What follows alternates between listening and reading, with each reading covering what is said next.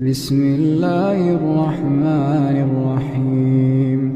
الله الذي خلق السماوات والأرض وما بينهما في 6 أيام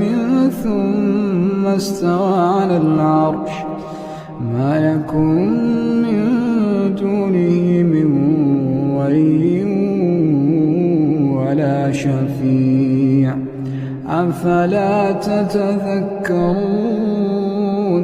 يدبر الأمر من السماء إلى الأرض ثم يعرج إليه في يوم كان مقداره 1000 سنة مما تعدون ذلك عالم الغيب والشهادة العزيز